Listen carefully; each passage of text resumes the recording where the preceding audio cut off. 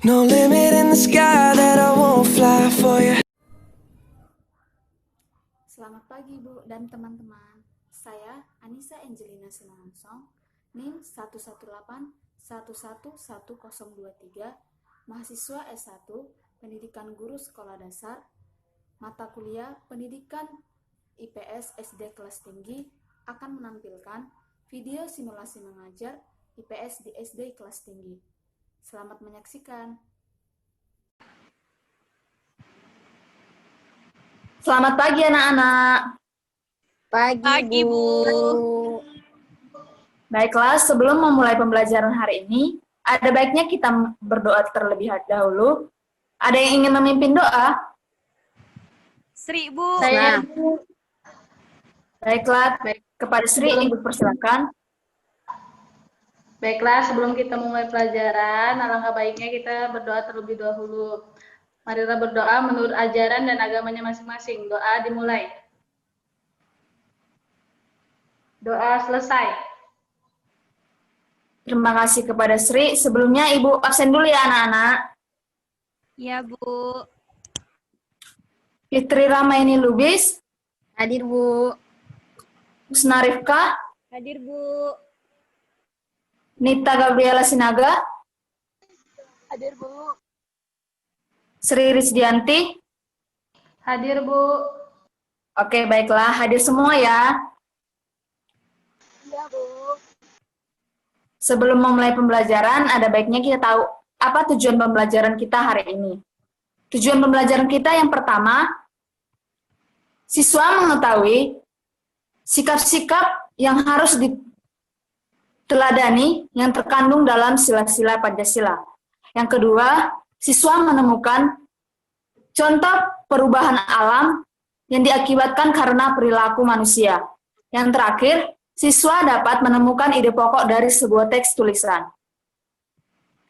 Baiklah, pertama-tama, ada baiknya kita baca buku dulu ya anak-anak.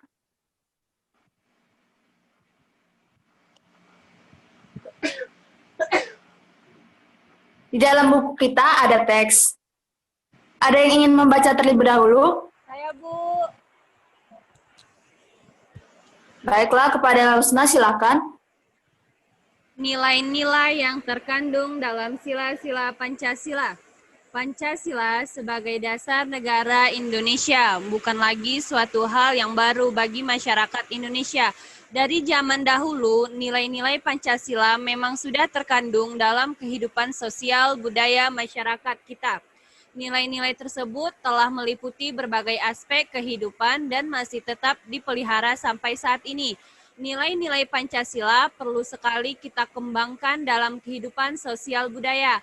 Hal ini dimaksudkan agar tercipta suasana yang tenang, sejahtera, damai, dan aman. Tanpa nilai-nilai tersebut, kita akan dapat mencapai semua itu. Yang pertama itu ada nilai ketuhanan yang Maha Esa. Beriman kepada Tuhan yang Maha Esa sesuai dengan agama dan keyakinan yang dianutnya. Nilai yang terkandung dalam sila ini juga mengharuskan kita untuk saling menghormati dan bekerja sama antar pemeluk agama yang berbeda-beda. Kita tidak boleh memaksakan suatu agama dan kepercayaan kepada orang lain. Kita harus saling menghormati kebebasan dalam menjalankan ibadah. Yang kedua, ada nilai kemanusiaan yang adil dan beradab. Setiap warga negara hendaklah mengakui persamaan derajat, persamaan kewajiban antara sesama manusia sebagai asas kebersamaan bangsa Indonesia dan persamaan hak. Dengan menjunjung tinggi kebersamaan derajat, hak, dan kewajiban, maka seluruh bangsa Indonesia bersama-sama akan mampu menegakkan dan juga memelihara kebersamaan. Penerapan nilai ini dalam kehidupan sehari-hari adalah dengan mengembangkan rasa saling mencintai sesama manusia, sikap tenggang rasa, menjunjung tinggi nilai-nilai kemanusiaan, gemar melakukan kegiatan kemanusiaan, serta berani menegakkan keberanian dan keadilan. Sudah, Bu. Oke, sebelum lanjut ke bacaan selanjutnya, yang pertama tadi adalah nilai ketuhanan yang Maha Esa. Dari nilai ketuhanan Maha Esa ini, ada yang tahu contohnya? Contohnya tidak membeda-bedakan, Bu, antara agama yang satu dengan yang lain. Bagus, Sri. Ada yang lain lagi? Yang kedua itu ada nilai kemanusiaan yang adil dan beradab. Dari nilai kemanusiaan yang adil dan beradab ini, ada kan yang tahu contohnya dalam kehidupan sehari-hari? Ibu kasih contoh ya, yang seperti di gambar itu ada sedekah. Apabila kita berkelebihan, kita boleh bersedekah dengan orang yang kekurangan. Baiklah, yang kita lanjut ke nilai persatuan Indonesia. Ada yang ingin membacakan? Nita boleh bacakan, Nak? Baik, Bu. Yang selanjutnya ada 3 persatuan Indonesia. Makna dan nilai yang terkandung dalam sila ini adalah menjaga persatuan dan kesatuan negara Republik Indonesia dengan menerapkan sikap cinta tanah air, rela berkorban demi bangsa dan negara, serta memajukan pergaulan demi persatuan dan kesatuan bangsa yang berbineka tunggal ika. Dan yang keempat ada nilai kerakyatan yang dipimpin oleh hikmat kebijaksanaan dalam pemusyawaratan atau perwakilan.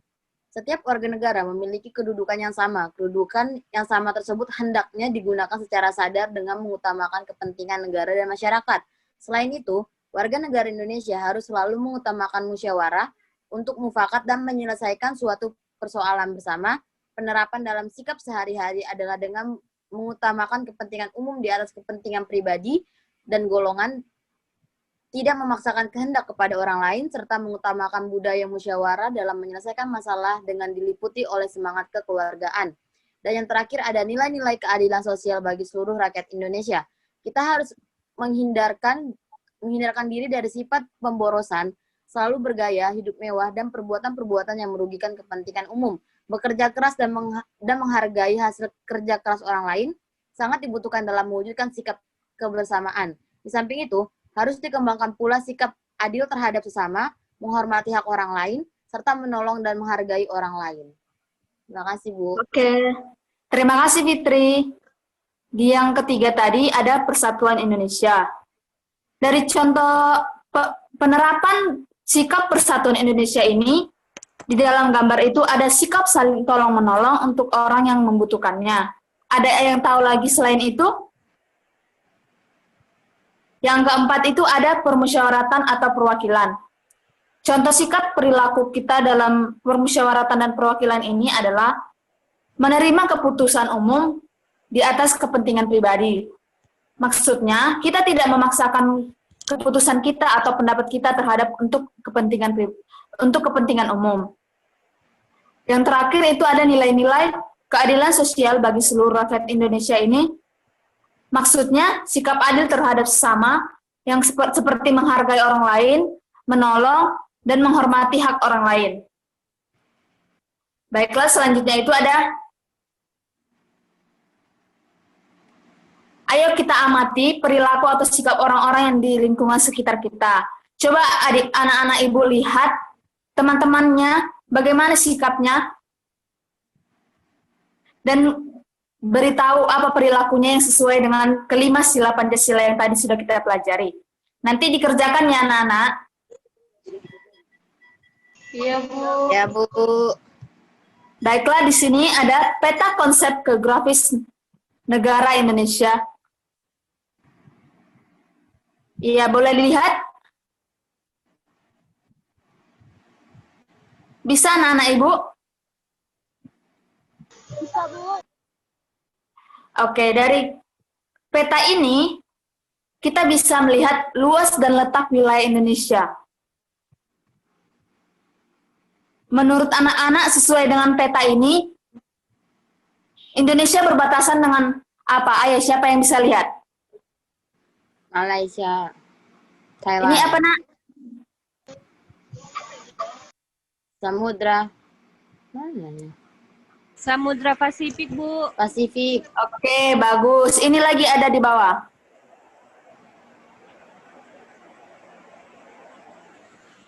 Samudra Hindia. Bagus. Samudra Hindi. Hindia. India. Selain itu, Indonesia juga berbatasan dengan negara-negara. Ada yang tahu negara-negara apa saja yang berbatasan dengan Indonesia? Malaysia, Singapura. Ada lagi?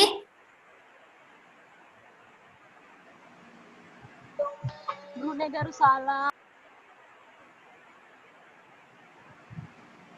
Iya, bagus. Yang ada di atas itu ada Filipina, Malaysia, Thailand.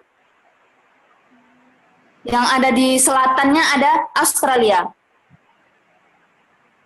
Di sebelah timur ada Papua Nugini, yang ada di sebelah kanan ya anak-anak.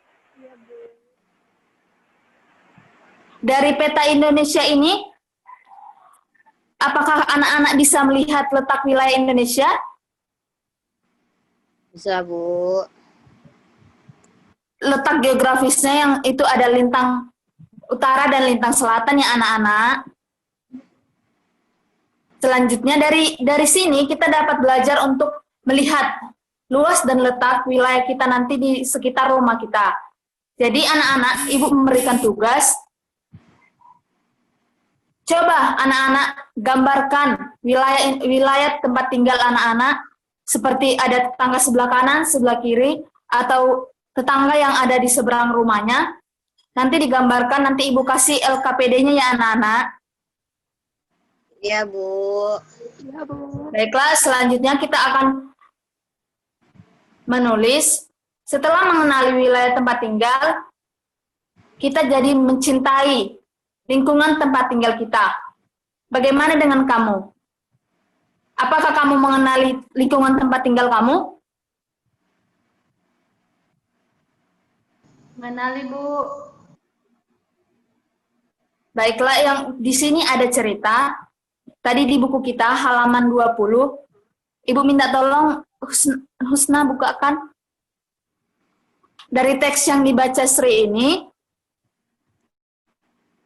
adakah yang tahu ide pokok dari bacaan ini?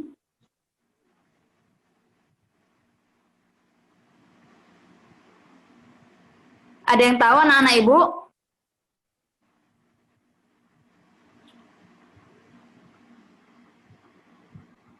Ibu kasih tahu ya, di kalimat terakhir tadi, ada diberitahu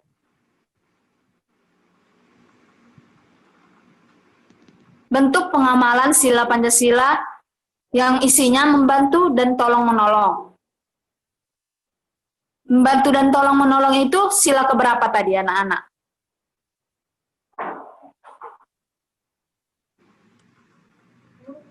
Membantu dan tolong-menolong itu ada di sila ke-3,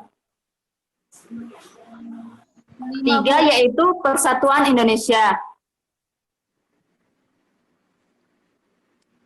Dari teks ini juga kita bisa ngambil ide pokok itu,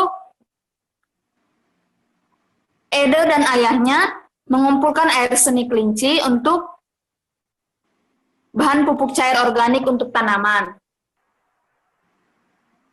Dari teks ini kita belajar pengamalan sila Pancasila, mencari ide pokok dari bacaan tulisan. Apakah anak-anak Ibu sudah mengerti? Sudah, Bu. Sekian dari pelajaran kita hari ini. Ibu akan menyimpulkan pembelajaran hari ini. Pembelajaran hari ini, anak-anak Ibu sudah mampu untuk menganalisis sikap-sikap yang terkandung dalam Pancasila dengan kehidupan sehari-hari. Yang kedua, anak-anak Ibu tahu luas dan letak wilayah Indonesia melalui peta yang Ibu tunjukkan tadi.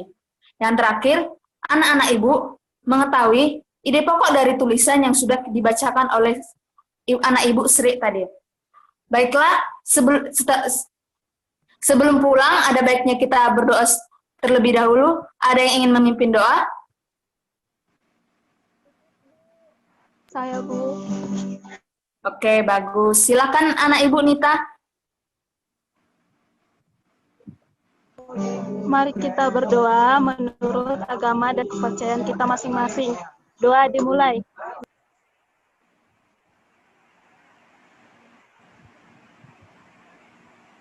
Doa selesai.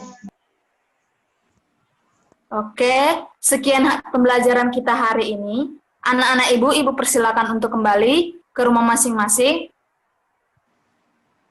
Selamat siang anak-anak. Siang, Yang, Bu. Siang, Bu.